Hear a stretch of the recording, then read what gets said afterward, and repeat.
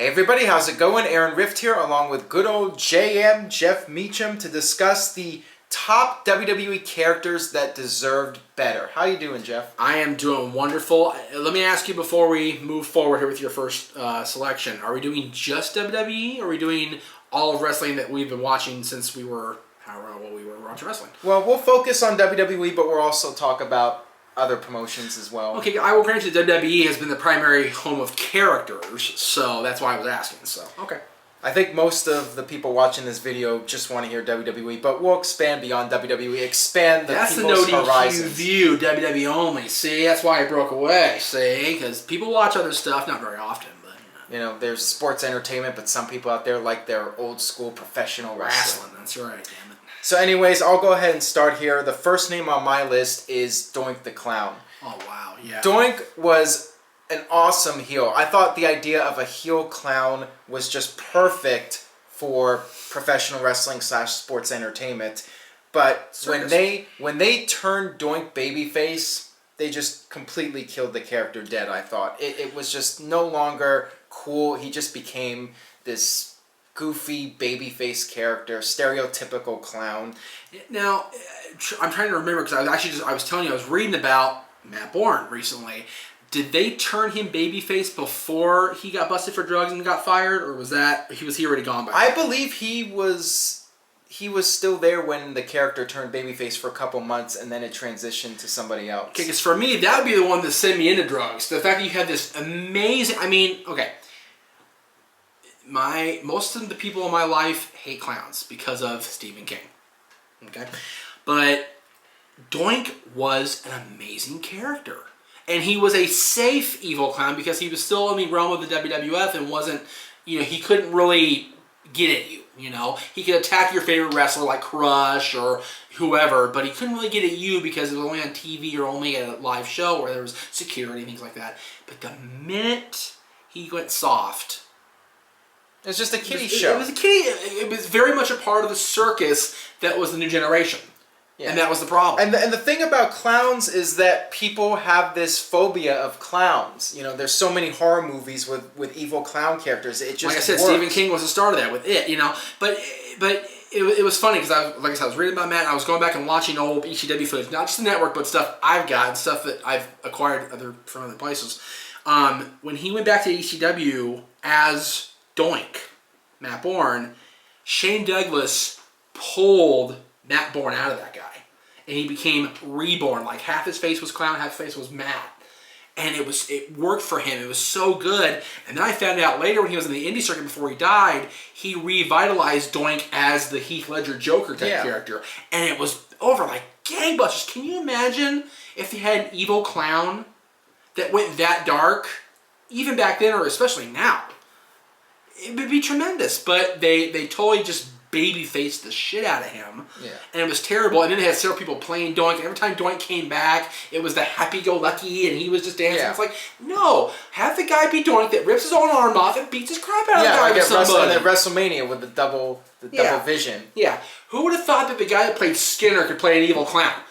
That was amazing how they pulled it. It was great. Yeah, all that stuff and the entrance music was badass. Yeah, the entrance, it was subtle, but it was they had a brief little clown music, and then the dark, just sinister, very much like Mankind's early entrances, where it was subtle, but it was perfect. Yeah, and they ruined Doink. They could have just done so much with that character. It was terrible. Yeah, just lack of creativity, going with the stereotypical happy-go-lucky McDonald's clown, in my opinion.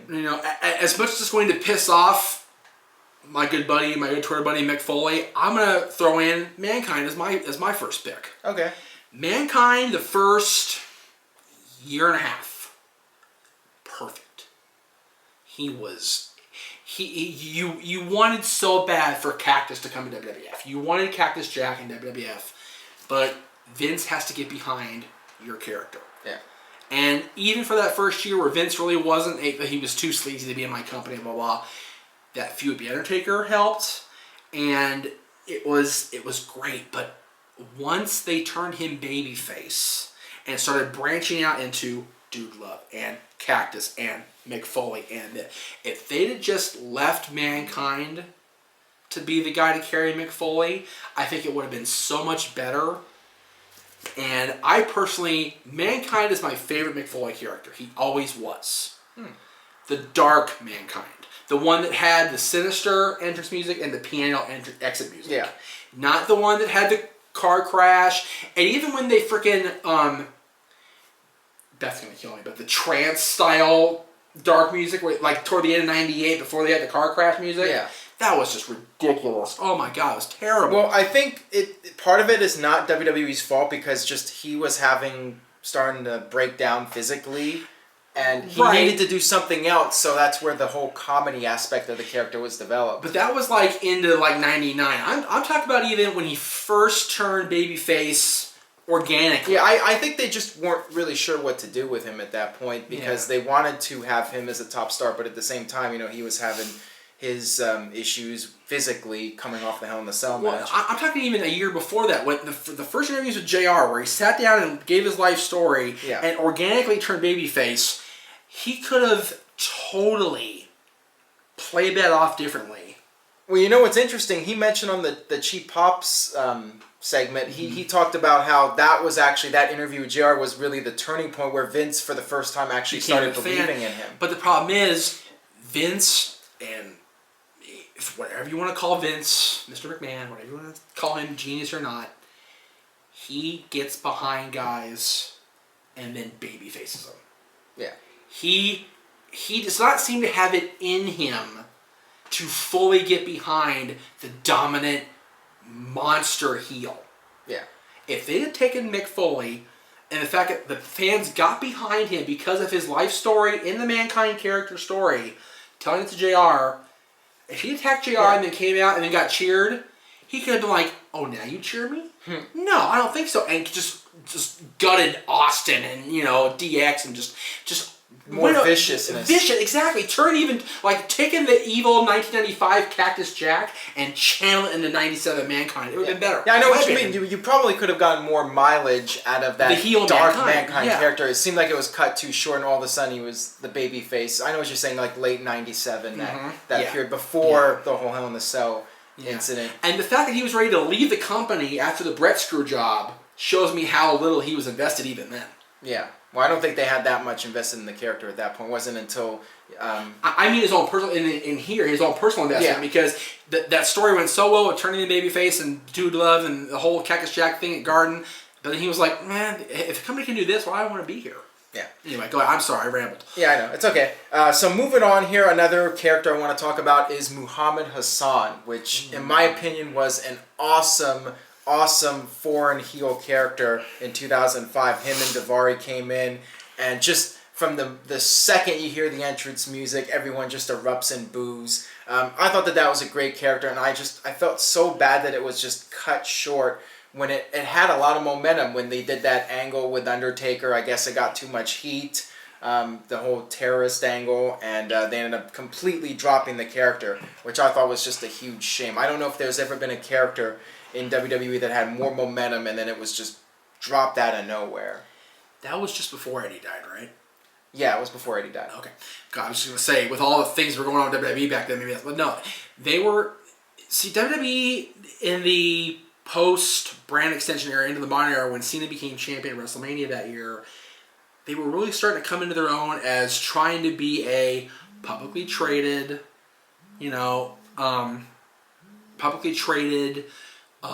corporate conscience company. Yeah.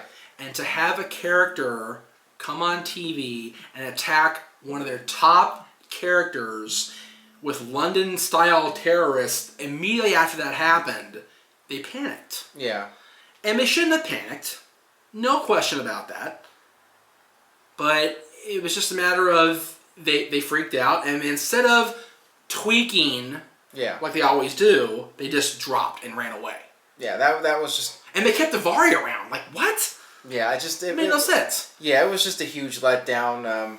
You could have done something with that character and somehow salvaged it. But yeah, just a huge shame, because I thought that character really had a lot of heat, and it was working really well until they abruptly dropped it out of nowhere. It was terrible. And another name I want to mention, recently going into the WWE Hall of Fame, is Rikishi. Rikishi came in and he was as Steve Austin would put it, a white-hot babyface. Him and Too Cool were on fire.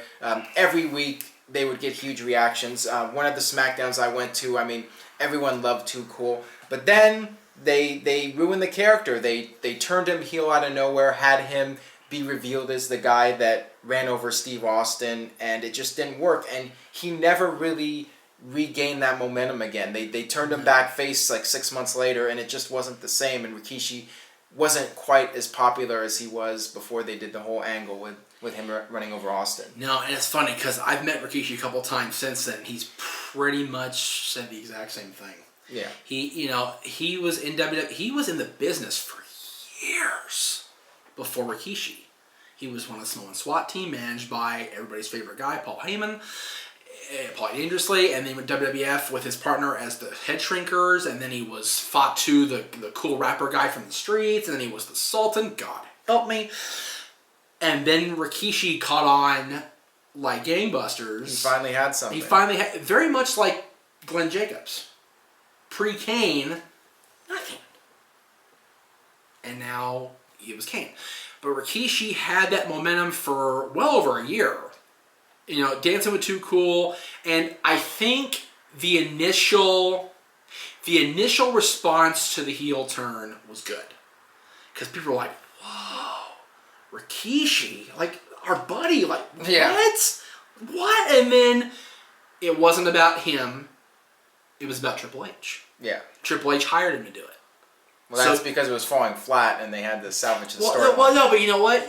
If they continue with the fact that Rikishi did it for his people, the Samoans, and for his family, and had The Rock feud with him after they feuded with Austin, which they did, but by the time The Rock feuded with him, it was already about Triple H. Right. If they had not introduced Triple H into that mix, it would have been so much better for Rikishi. Well, but again, Triple H, much like Rikishi after the heel turn, Triple H was falling flat as a babyface during the fall of 2000, I want to say it was. Yeah, it was. And Triple H is not like white and be a face, but like kind of like sarcastic, like I hate Kurt Angle, but he's a bad guy, so I'm gonna be a good guy by default. You know, even turning Stephanie babyface, it was always like, whoa, okay, wait, Triple H, Stephanie babyface, this is not working. Yeah.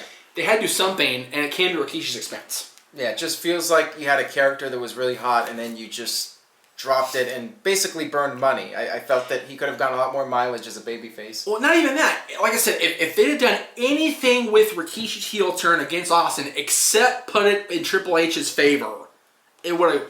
Well, yeah, maybe if they had written it differently and gone in a different direction, but I think it was pretty clear, to me at least, that they really just came up with that randomly. They didn't have any long-term plan. They're just like, hey, let's draw a name out of a hat, and that'll be the guy that ran over Steve Austin. Then we'll try to make a storyline out of it. Well, it's so funny because I was in the pond that night when Foley got in his face, and you could hear the air get sucked out of that room when Rikishi admitted he did it. Yeah. Because people were so surprised that our fun-loving dancing buddy did it. Yeah, I mean, it was a big shock, but you have to have a good story behind it. The first month when Austin came back, that was good. After that, it was shit.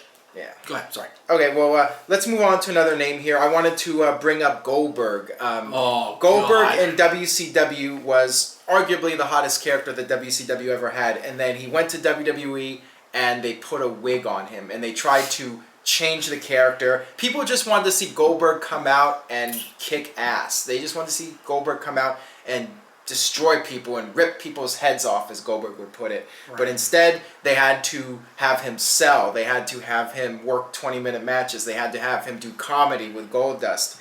And it ruined the character. I mean, they really dropped the ball on Goldberg, and they tried to say, well, we're disappointed in Goldberg. You know, he didn't turn out the way we wanted him to turn out. All you had to do was bring him in and let him be Goldberg. Let him be the character that comes in and just kills people and goes on a rampage. But WWE decided to go their own way, and they really didn't get that much mileage out of the character. Okay, I'm going to retort and ramble, so keep an eye on the time. Keep an eye on the time. Goldberg was not killed by WWE. Goldberg was killed by WCW first. Kevin Nash powerbombed him after Scott Hall tasered him. WCW itself, Bischoff, Nash, whoever was in charge that particular night, because you never knew WCW, took their hottest homegrown talent they ever produced, including Sting, and killed him by beating him.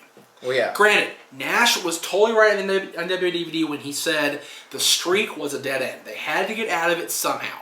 But the way they did it was horrible. And from that moment on, he never truly regained his momentum, number one. Number two, they spent the next year booking him into oblivion. Because I had a horrible argument. I wanted to bring it up with somebody. And I'm so glad you brought Goldberg up, so thank you. Yeah. The Legends of Wrestling Roundtable with the NWO discussion with Nash, JR, Michael Hayes, JJ Dillon, and Gene Okerlund. They mentioned that the entire reason for reuniting the NWO in early '99 was to have a heel machine to go against Goldberg. Right. Do you know when Goldberg started fighting the NWO as a full-on him versus the entire faction regime? When? NWO 2000. Yeah. A year later. So that argument is bullshit. I don't know where Nash pulled it out of his head or out of his ass. That lasted like, what, 2 weeks before Goldberg got hurt? Yeah, seriously. If they'd have built that up, Nash could. Did it even last 2 weeks? No, I'll see exactly what happened. But let me get there and build the story. Nash loses to Hogan January 4th. Goldberg fights Hall at Sold Out in the ladder taser match. Oh, God. Beats Nash at Spring Stampede in April. And then just kind of flounders along the rest of '99. Right. NWO breaks up. The machine is gone. Hogan turns babyface, puts the red and yellow back on. NWO is gone. And '99. Goldberg, Bret. Tag team. Mutual respect, but both want the belt. Bret turns heel. They do the big bat job on Nitro. Jarrett joins NWO. NW 2000 still NWO with him and Piper and it was whatever. The next week, maybe even that Thursday, the limo happens. Yeah. So it was maybe 4 days. Yeah. Not 2 weeks. And Goldberg lost his temper, lost the pipe, and went into business for himself and cost himself 6 months.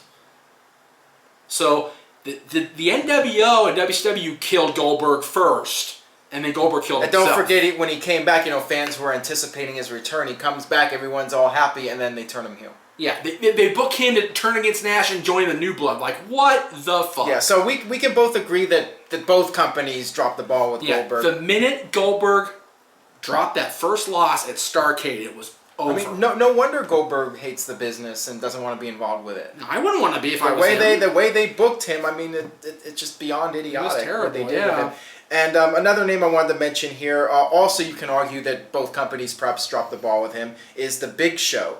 Big Show could have been the modern day Andre the Giant, but instead they didn't really know what to do with him. They did not book him as a giant, which is what they should have done. It's simple. Book the guy like a giant, a freak of nature, a monster. But he comes into WWE. Within a month, he loses to Steve Austin on television. They don't even do a pay-per-view match for it.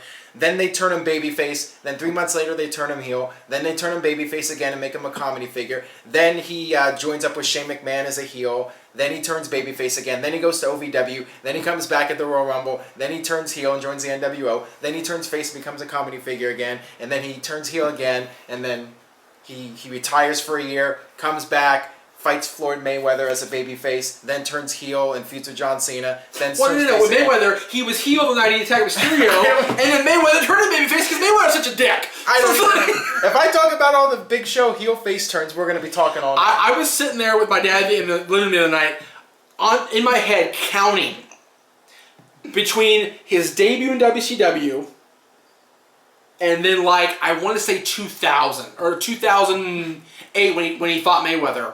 I counted 20 back and forth. There's some number out there. I forgot what the number is exactly. It is so high. He is the most flipped character in the history of this business. And he deserves better because Big Show Paul White is a really good performer. For a guy his size, he really goes out there and busts his ass every night. And he doesn't get respect from the fans. The internet sports entertainment community always shits on a guy and says, oh, Big Show's on, I'm going to go take a leak. I mean, the guy's really talented. But that's all Rock's fault there. But no, freaking, they finally get the Giant booking behind him and have him win the Andre Battle Royal with the Andre pose and everything. And then Roman beats him the next month. And then he's gone. And he's gone again. It's like, oh, He'll probably come back as a face. I know. And then turn heel in 2 months. I know. And then turn babyface at the end of July. Yeah. Whatever. Yeah. And one more name I want to mention, Okay. and if you have any more names, you can bring them up. No, this is great. I like this. I want to talk about Kane real quick. Oh, yeah. A lot of people, I always get these questions on my videos like, why was Kane never the world champion? And my answer is, well, they never really wanted to push him as the top guy. And the thing about Kane, though, is that he was a character that really caught fire, so to speak, in WWE. He was a character that was really gaining momentum, and I feel that he could have been a WWE champion for an extended period of time, but instead they turned him into a comedy character with X-Pac, and he was getting made fun of for having his wiener burned off when X-Pac turned on him. Oh, yeah. And all this stuff, Kane becoming a comedy character and then losing the mask and then putting the mask back on. But really, the last few years, what have they done with this corporate Kane character? They just completely killed him dead. It's funny that people ask you why he was never world champion. People seem to forget that in 2010, he won Money in the Bank and cashed in on Mysterio the same night and was world champion for most of the rest of that year. It was the big gold belt, so it wasn't the championship, but he feuded with Mysterio, had a decent, dominant run against his brother this time, and then had that ridiculous comedy feud with Edge. That was horrible, but it still produced good matches. Yeah. Kane is a solid enough worker, and his character, even back in 2010 when he was still being a monster, and Paul Bearer came back, and he was feuding with Undertaker again, was a solid enough worker and a decent enough character where he could have a solid run as champion. But from the minute he went away and put that mask back on, and then took it off, and then put it back on, and then took it off, they killed him. And same thing with Big Show, turning him back and forth over and over again. Well, they haven't really turned Kane a whole lot. He's been pretty much an asshole or heel from the minute he came back with the mask on and feuded with Cena, except for his run with Bryan. Other than that, he's been a heel for the last 4 years.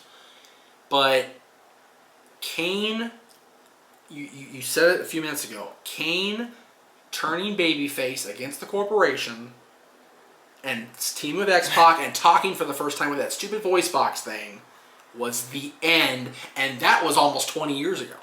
Yeah. Now, I understand it's good to evolve the character. You want to change up the character over the years, but look at what with Undertaker. Undertaker always evolved, and the character was taken seriously and had credibility. Kane's credibility, he could have had credibility for years. Instead, they wiped it out fairly quickly. Yeah. And the two greatest, not to be a pun, but the two greatest examples of evolution of a character have been Undertaker and Triple H. Yeah, look at those characters. Both those guys started out Undertaker was this goofy, pale guy with gray plastic gloves, leather gloves, with a manager that looked like he was straight out of the Addams Family or something. And look where he is now. He's the most over guy in the history of the business. And then Triple H, who worked his way up from a WCW cast-off to running the goddamn company now. It's guys like that that are the example of how you need to change your character just enough to stay over, but still be either a great face or a great heel and get over with the fans in the process. Right. Kane, great character. What the hell to do with him once he turned babyface, and it's been the end since. Big Show, they can't decide literally minute to minute what the fuck to do with him. Right. Goldberg, walk out the curtain, snort, breathe fire, come in the ring, spear, jackhammer, walk back. That's what Goldberg is. Anything beyond that was ridiculous. Doink the Clown, an evil clown. You walk in, you intimidate the guy with your makeup on, and then you just blindside him with technical ability, and you laugh in his face, and you walk away. It's so simple. It's so simple to have a character be built the right way if you have the right people doing it. And the WWE is a standard bearer for wrestling, and I understand that. But there are so many examples on this list alone, the last half hour, of just 4 people that we've talked about. 5 people, including Mankind. 6. Or 7. Whatever, 7. It feels like 4. 7 people in the history of the WWE, just WWE, that killed characters because they didn't know what to do with them beyond one-dimensional thinking.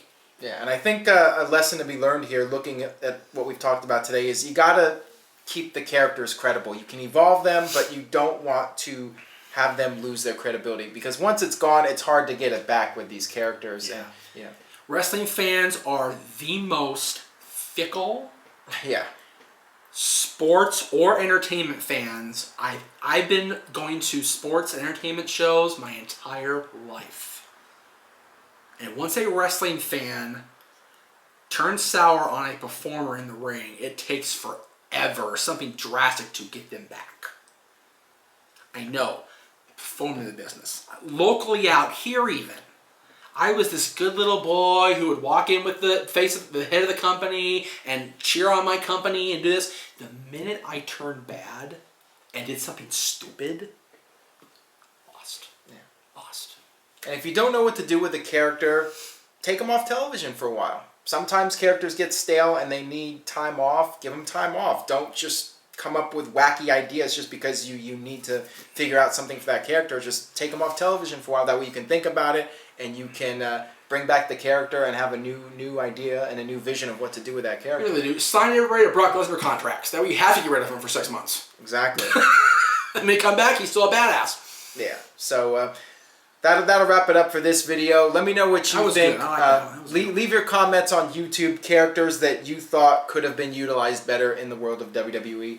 And stay tuned to NoDQ.com for the very latest in the world of WWE, TNA, Lucha Underground, New Japan, so on and so forth. We cover New Japan? Yeah, sometimes. Wow, I didn't know that. So yeah, NoDQ.com for all that. See you guys next time.